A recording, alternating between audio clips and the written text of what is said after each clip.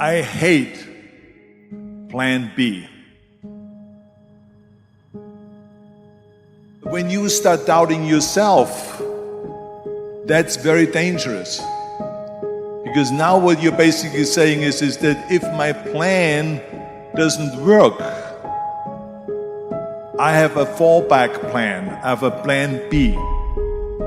And that means that you start thinking about plan B, and every thought that you put into plan B, you're taking away now that thought and that energy from plan A. And it's very important to understand that we function better if there is no safety net, because plan B becomes a safety net. It says that if I fail, then I fall and I get picked up and I have something else there that will protect me. And that's not good, because people perform better when there's no safety net. People perform better in sports and everything else if you don't have a plan B. I'm telling you, I've never ever had a plan B.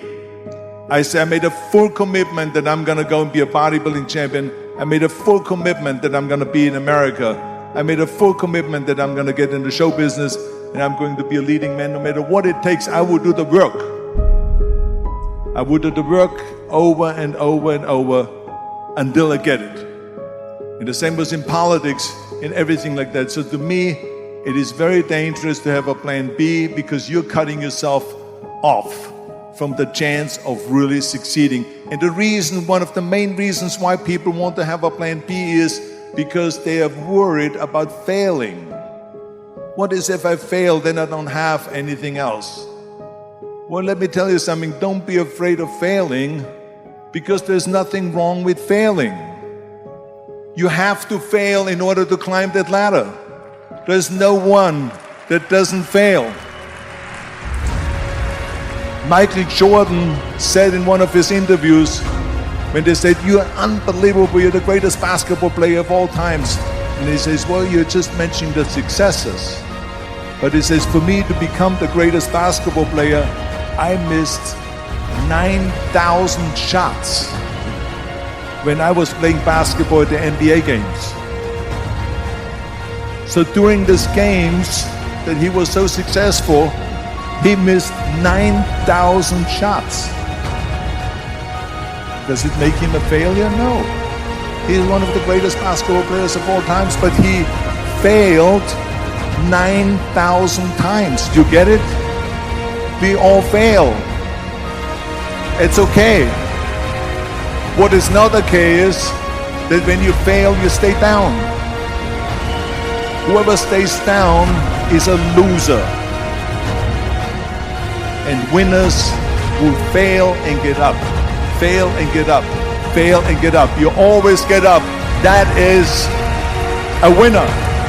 That is a winner. I failed in bodybuilding. I lost bodybuilding competitions.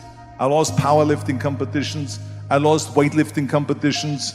I had movies that went in the toilet and that were terrible and got the worst reviews. And in politics, I remember I had many of the initiatives on the ballot, and we lost. My approval rating in California went down to 28%, and then it went back up again, and I won again the governorship. Hey, we all lose. We all have losses. This is okay, and this is why I say don't be worried about losing, because when you're afraid of losing, then you get frozen. You get stiff, you're not relaxed.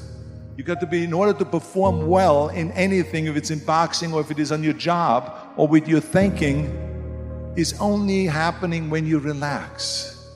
So relax. It's okay to fail.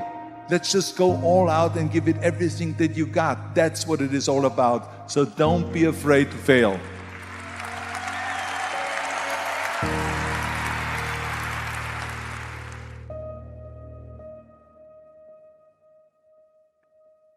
This is one of my 6 rules to success. You can only feel complete as a person if you think about what can you do for your fellow member around you that maybe needs help. I felt like that everyone has a different motivation, why you get into that. I was an immigrant going to America, and I saw how America was the most generous country in the world. I mean, they opened up their arms to me, they helped me, they invited me for Thanksgiving dinner. The people, they brought me, the bodybuilders in the gym brought me plates to my apartment because I had no plates, I had no silverware, I had no bedware, I had no pillows, I had no blanket, I had no TV, I had no radio, I had nothing. They brought it to my apartment. They helped me. And I saw that firsthand, this generosity in America. And I said to myself, as an immigrant that is being embraced with open arms, that I need to go and make sure that I give something back. I'm a bodybuilder, what can I do? Well, then I realized, when I saw Special Olympics, that I can help and train Special Olympians. And so we started getting involved in Special Olympics, and in no time, I proposed to them to start powerlifting in Special Olympics, to have deadlift, which was a safe thing to do, and to have bench press, which was a safe thing to do. And it became the #1 sports in Special Olympics, powerlifting. They always have a packed hall of 5,000 people. And I became the national trainer and the international trainer of Special Olympics.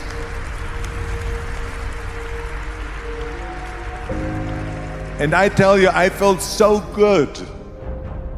I felt better than winning a bodybuilding competition, going to one of their competitions and seeing 100 of those athletes from all over the world competing in powerlifting and being happy and being included and being felt that they're equal to all of us. I think that every day we are benefiting from someone helping us. That's why I said earlier, there's no such thing as a self-made man. I mean, when you think about it, you're born and you need your parents to raise you. You need your teachers to teach you. You need your coaches to do sports.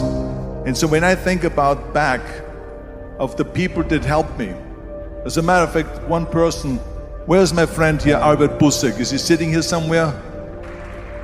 The reason why I just wanted him to come out here to the front so you see him is because without Albert Busek, I would not have had the bodybuilding career. Stay right there, Albert, and look at this way so they can see your face. Exactly.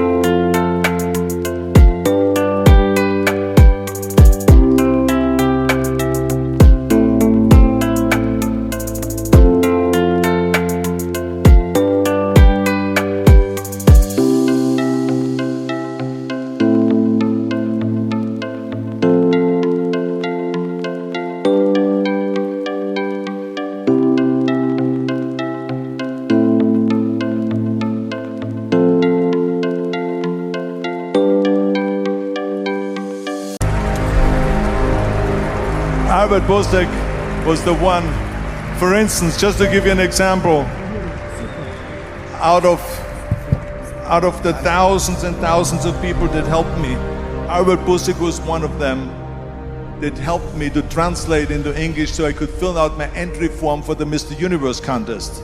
And then he flew with me to London to the Mr. Universe contest.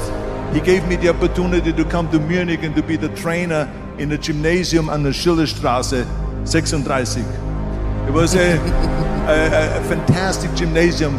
He was an extraordinary friend that took thousands and thousands of pictures since then and helped me in every one of the competitions and everything, was a huge supporter. But this is the kind of people that you need.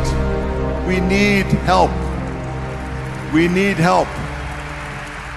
I remember that everything I did always needed help. Think about it when someone says, Arnold, you're the greatest self-made man. I said, you can call me anything you want. You can call me Arnie, you can call me Schwarzi, you can call me Terminator, you can call me Governator, but don't ever call me self-made man. I said, because I did not get to that point by myself. I mean, think about just to be successful in the movies. How are you going to be successful in the movies without having an audience? The only one that makes you successful in the movie is the people that go to see the movie.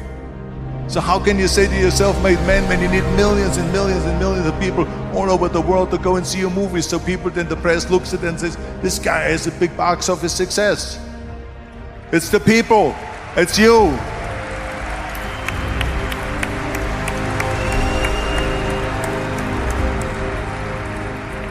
Imagine if Jürgen and I both think that we're self-made people and this hall right now is empty.